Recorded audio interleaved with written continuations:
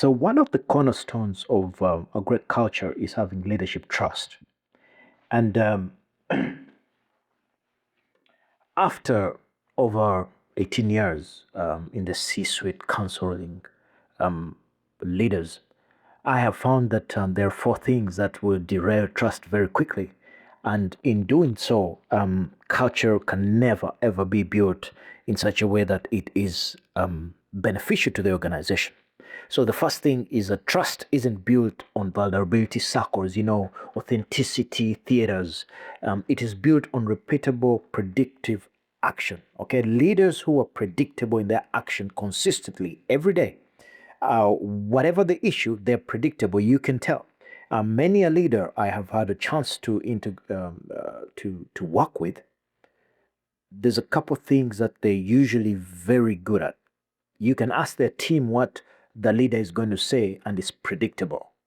That predictability, then people knowing that this is what this guy is about, this is what this person stands for, this is what she is going to say, that predictability builds trust very quickly. And with the trust, culture has a great foundation from which to start.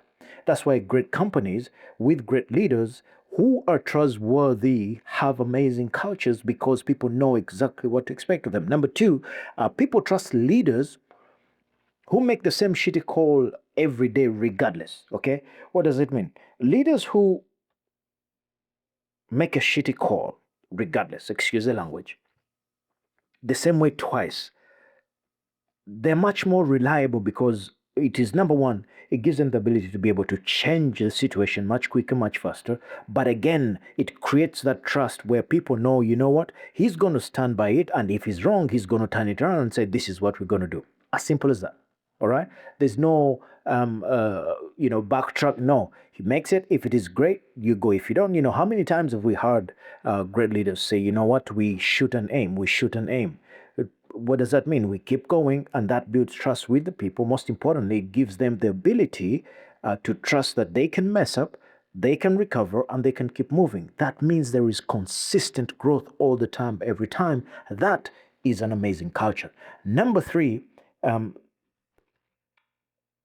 if you want to build trust, you must understand the power of great feedback. Not the theatrical feedback that protects your ego and you're trying to be psychologically safe and you don't want to hurt other people. No, one of the things that I learned, I was doing a gig for a hospital, and this hospital had not made money for over 15 years. And you might ask, what do you mean they had not made money? They were just about breaking even. They never had a profit at all for over 15 years. And then new owners come in, new investors come in, and they want, obviously, return on investment. So I go and teach them the power of feedback, and I give them the feedback sandwich. And it gave me a learning because I used to tell them, how does the feedback sandwich go? It says, tell somebody what they're good at. In the middle, tell them what they could improve because feedback is meant for improvement. It's not meant to put people down, it is meant for improvement. Tell them what they could improve and then finish it off with a positive statement.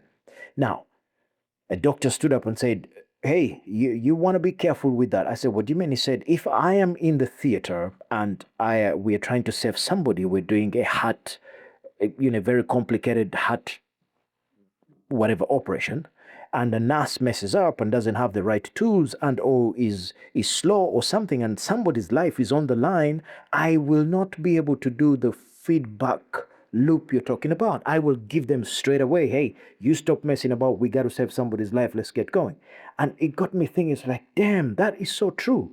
Sometimes you have to give people feedback that is designed for them to get better, straight and direct. Why? It builds trust because they know you're going to tell them exactly what it is. You're going to own the truth. You're going to pass on the truth. That builds trust. And then finally, great leaders have the ability to own shitty situations immediately.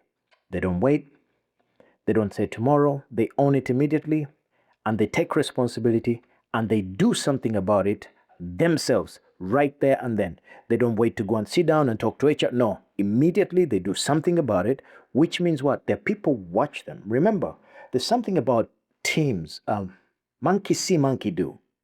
Sometimes you tell people what to do, and they watch what you do, not what you say. And great cultures are built on leaders who say something and they go and do it. That's why the first thing I do challenge leaders when I am engaging with them on a culture point of view, I say, do you live the culture? Do you actually, don't tell people to be dedicated and come on time and do all these things, and you're the last person to come and you come in drunk and you're not resting and you're not doing all these things. It is counterproductive.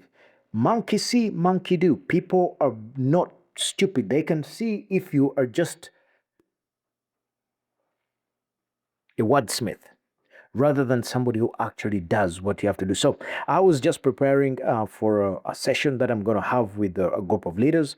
And I thought, you know what, let me shoot you guys a video today about the 4 things that you got to do if you're going to build trust. That then is a springboard for building amazing cultures.